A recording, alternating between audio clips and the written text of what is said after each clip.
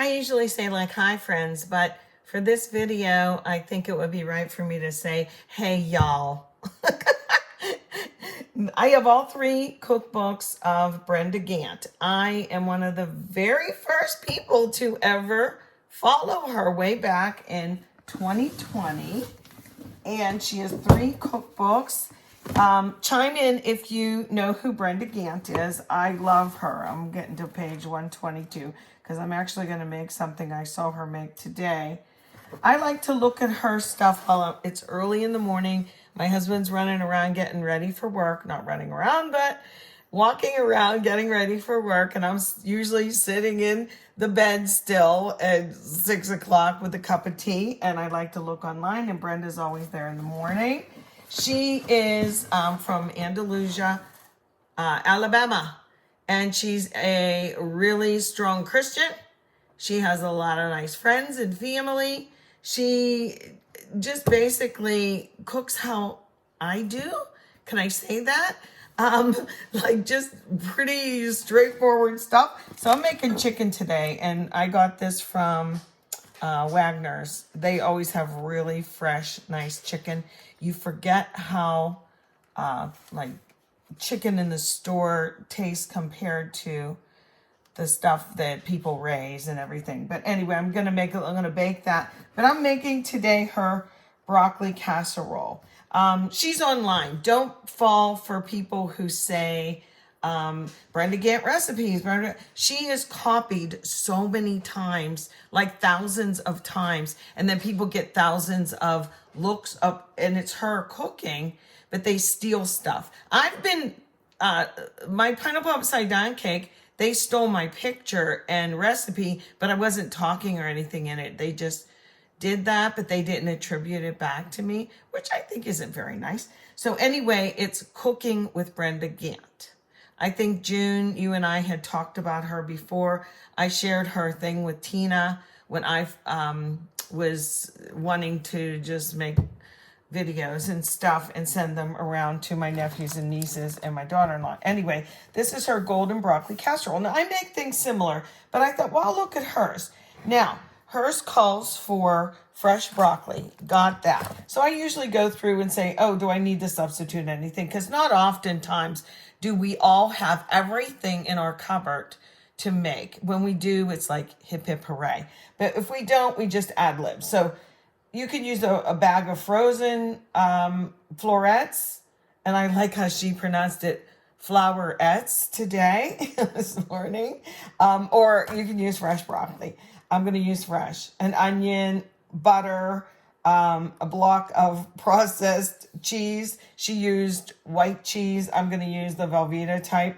An egg, mayo. I'm not going to use cream and mushroom soup. My husband does not like mushrooms, and I don't have any anyway.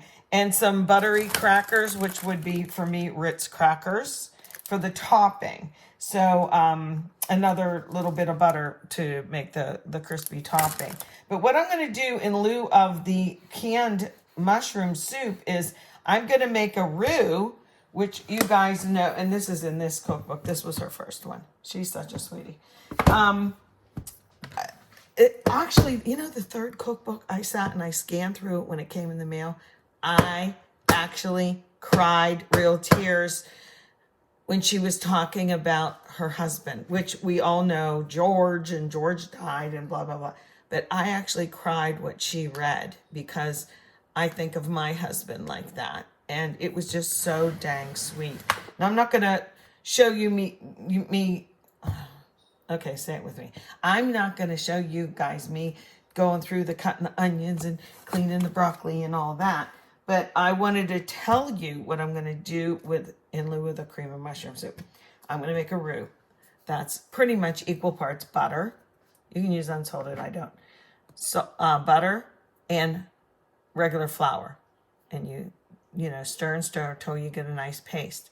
In that paste, I'm going to add some milk or cream or half and half, a dairy product like that.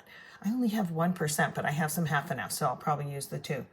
And I'm going to stretch it out, and that'll basically be my cream soup instead of cream of mushroom soup, because then the ratios will be right. So let me get this going. It's pretty easy, you know, just clean the broccoli and make the sauce. And I'm gonna not use a big bowl like Brenda did today. She made the broccoli in one bowl, and then she made the sauce, the mushroom soup, eggs, mayonnaise time, in another one. I'm just gonna start to make the roux in the big one, and then all I have to do is add the broccoli into it.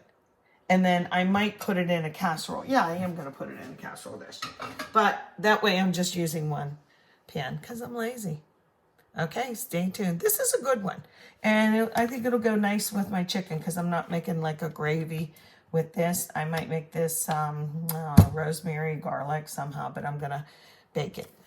Okay, here we go. Me and my big ideas. I was wrong.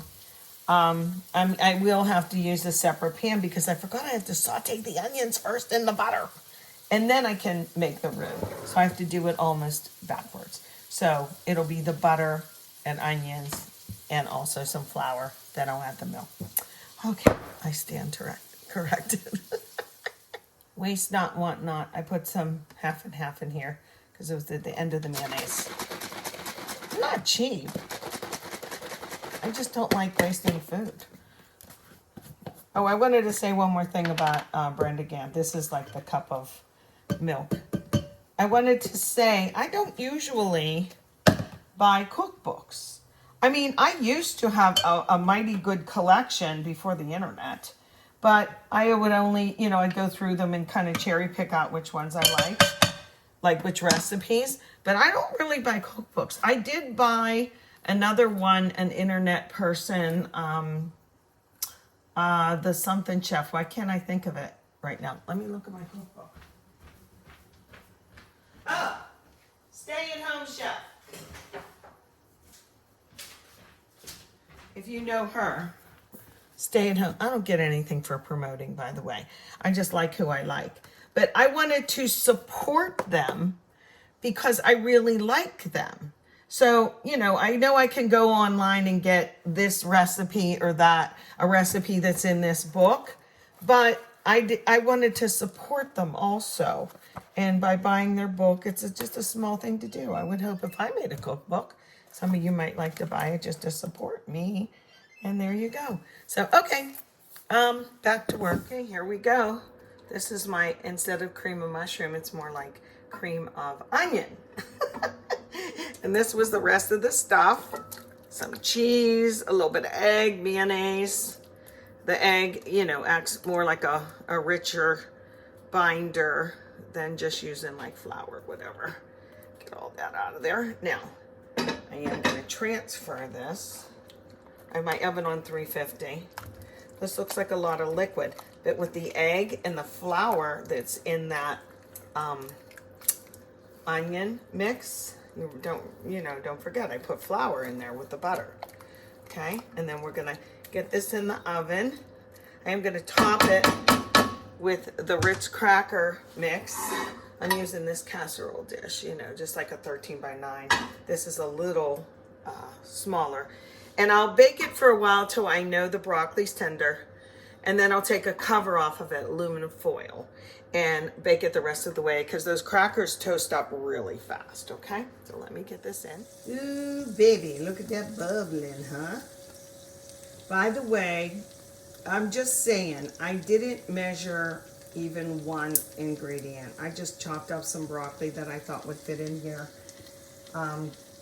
A big glob of mayonnaise. So even though I had a cookbook, and there's my chicken in the back. It smells fantastic. Anyway, I didn't really follow instructions as far as quantities. And neither do you have to.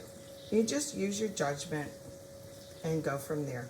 This looks and smells fabulous. I've made something similar. Have you made similar things too, like this? Let me know. All right, I'll talk to you later. Bye.